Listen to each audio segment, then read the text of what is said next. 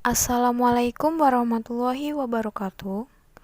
Perkenalkan, kami dari kelompok 1 yang beranggotakan Agung Anugrah, Putri Dinda Lestari, Adinda Dwi Lestari, Nurul Kaunain, Cynthia Fajur Utami akan mempresentasikan hasil kerja kelompok kami tentang konsep dasar profesi kependidikan. Adapun materi yang akan disampaikan antara lain pengertian profesi, jenis-jenis profesi kependidikan, ciri-ciri profesi, peranan dan tantangan guru abad 21, serta sejarah perkembangan profesi keguruan. Pengertian profesi. Apa itu profesi? Profesi adalah suatu pekerjaan yang dalam melaksanakan tugasnya memerlukan atau menuntut keahlian atau ekspertis, menggunakan teknik-teknik ilmiah serta dedikasi yang tinggi. Keahlian diperoleh dari lembaga pendidikan yang khusus diperuntukkan dengan kurikulum yang dipertanggungjawabkan.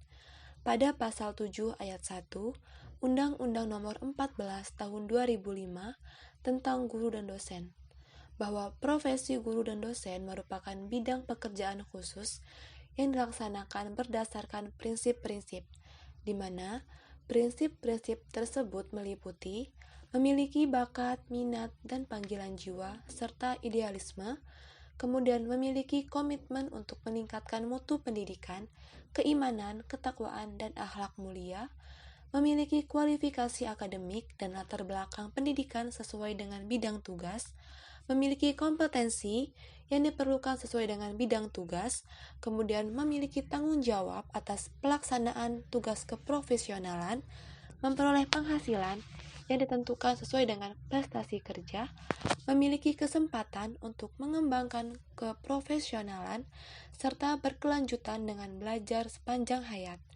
memiliki jumlah perlindungan hukum dan melaksanakan tugas keprofesionalan, dan memiliki organisasi profesi yang mempunyai kewenangan mengatur hal-hal yang berkaitan dengan tugas keprofesionalan. Jenis-jenis profesi kependidikan dibagi menjadi dua. Yang pertama, tenaga kependidikan. Tenaga kependidikan yaitu pegawai yang bekerja pada satuan pendidikan, bertugas melaksanakan administrasi, pengelolaan, pengembangan, pengawasan, dan pelayanan teknis untuk menunjang proses pendidikan pada satuan pendidikan.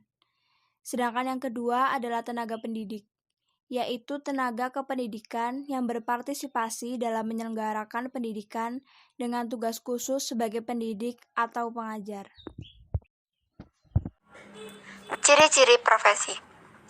Ciri-ciri profesi yang pertama adalah adanya pengetahuan khusus. Umumnya, keahlian dan keterampilan ini dimiliki lantaran proses pendidikan, pelatihan, atau suatu pengalaman yang sudah dijalani selama bertahun-tahun. Sehingga bisa dipastikan bahwa seseorang dikatakan memiliki profesi apabila ia memiliki pengetahuan yang khusus. Selanjutnya, profesi memiliki ciri berupa adanya standar dan kaidah moral yang tinggi. Umumnya, masing-masing perilaku di dalam profesi mendasarkan aktivitas dan perbuatannya kepada kode etik profesi.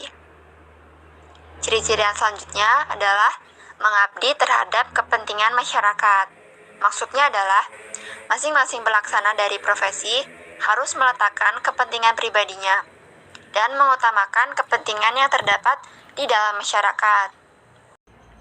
Ciri-ciri yang selanjutnya adalah terdapat izin untuk menjalankan profesi. Disadari atau tidak, setiap profesi akan bersinggungan dengan kepentingan yang ada di masyarakat, sehingga berbagai nilai kemanusiaan seperti keselamatan, kelangsungan hidup, keamanan, dan sebagainya yang menuntut sebuah profesi memperoleh izin khusus. Dan ciri-ciri yang terakhir adalah dijalankan oleh kaum profesional. Setiap profesi memang harus dilakukan secara profesional, tidak bisa semena-mena dan harus mengikuti tugas serta aturan yang berlaku. Maka, yang bisa menjalani sebuah profesi dengan baik adalah para kaum profesional. Selanjutnya ada peranan dan tantangan guru di abad 21. Yang pertama kita bahas peranan guru di abad 21 dulu. Abad 21 merupakan abad yang ditandai dengan bergantinya tahun 2000 menuju ke 2001 yang merupakan milenium ketiga di kalender Gregorian.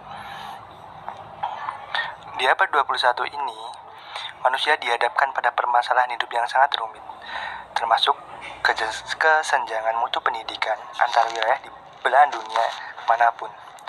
Manusia dituntut memiliki ketangguhan terhadap tantangan dan atau permasalahan tersebut dengan mempersiapkan sumber daya manusia yang kompeten. Guru sebagai pendidik adalah pilar utama dan terdepan dalam menghadapi tantangan globalisasi di abad 21 ini. Melalui proses pendidikan dan pembelajaran yang dirancang dan dilaksanakan secara profesional, guru dapat membantu dan menghantarkan peserta didiknya menjadi sumber daya manusia yang lebih menghadapi tantangan di era globalisasi ini. Guru di abad 21 ini adalah guru yang harus siap melakukan transformasi pembelajaran yang mampu menjadikan peserta didik sebagai titik pusat proses pendidikan dan pembelajaran. Guru berubah peran dari penceramah dunia menjadi fasilitator, tutor, dan pembelajaran bagi peserta didik. Peserta didik harus dilayani dan menjadikan sebagai present, problem solver, perancang strategi, and bukan lagi pengingat pesan. Melalui penerapan kurikulum 2013 oleh guru, dilatih untuk mengimplementasikan pendekatan saintifik dalam pembelajaran dengan 5 tahap aktivitas yang harus dilalui oleh peserta didik yang meliputi observasi, bertanya, asosiasi, mencoba, dan komunikasi. Karakteristik yang harus diperjuangkan guru untuk menghadapi tantangan di abad 21 pada era revolusi industri 4.0 dapat meliputi sebagai berikut. Yang pertama adalah lifelong learning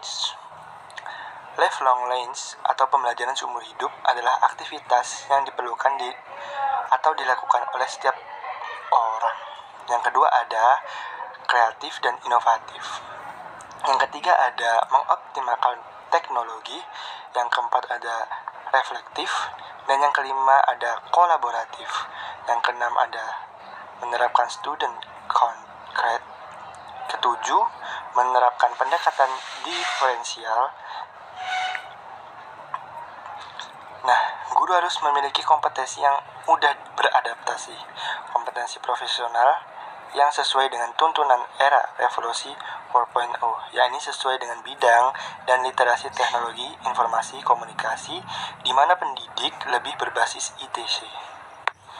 Selanjutnya, tantangan guru di abad 21. Menurut Susanto, terdapat 7 tantangan guru di abad 21, yaitu yang pertama ada teaching in multicultural society, yang kedua ada teaching for the construction of meaning, yang ketiga ada teaching for activity learning, yang keempat ada teaching and technology, yang kelima ada teaching with new view about ability, yang keenam ada teaching and choice, yang ketujuh ada teaching and accountability. Selanjutnya, Yahya menambahkan tantangan guru di abad 21 yaitu yang pertama, pendidikan yang berfokus pada karakter building, yang kedua, pendidikan yang peduli perubahan iklim, yang ketiga ada interpersonal mindset, yang keempat ada membangun learning community, yang kelima ada kekuatan bersaing bukan lagi kepandaian, tetapi kreativitas dan kecerdasan. Yang selanjutnya, sejarah perkembangan profesi keguruan atau kependidikan. Perkembangan profesi keguruan Indonesia. Pada mulanya, guru-guru Indonesia diangkat dari orang-orang yang tidak berpendidikan khusus untuk memangku jabatan guru. Dalam buku Sejarah Pendidikan Indonesia yang ditulis oleh Nasution tahun 1987, sejarah jelas melukiskan perkembangan guru di Indonesia. Pada mulanya, guru diangkat dari orang-orang yang tidak memiliki pendidikan khusus yang ditambah dengan orang-orang yang lulus dari sekolah guru atau quick school. Yang pertama kali didirikan di Solo tahun 1852. Karena mendesaknya keperluan guru, maka pemerintah Hindia Belanda mengangkat 5 macam guru, yaitu: 1. Guru lulusan sekolah guru yang dianggap sebagai guru yang berwenang penuh. Kedua, guru yang bukan sekolah guru, tetapi lulus ujian yang diadakan untuk menjadi guru.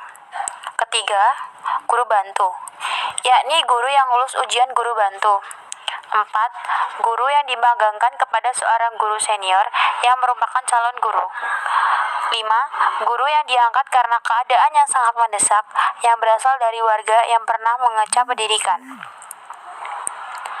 Di Indonesia, telah ada Persatuan Guru Republik Indonesia atau yang disingkat PGRI, yang mewadahi persatuan guru dan juga memiliki perwakilan di DPR atau MPR.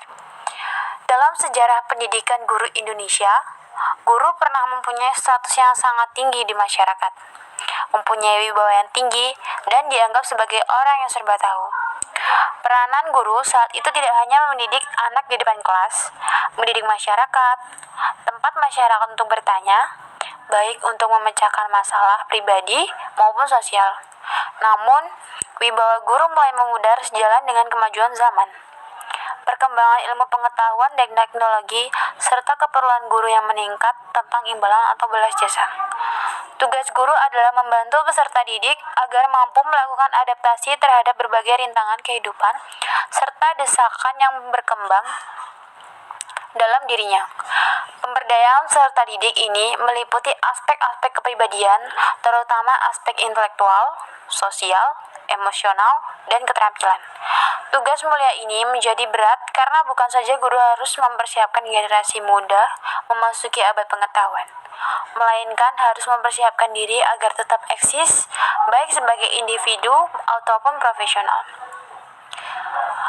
Oke, sekian presentasi dari kelompok kami. Jika ada salah dalam menyampaikan, kami mohon maaf. Akhir kata, wassalamualaikum warahmatullahi wabarakatuh.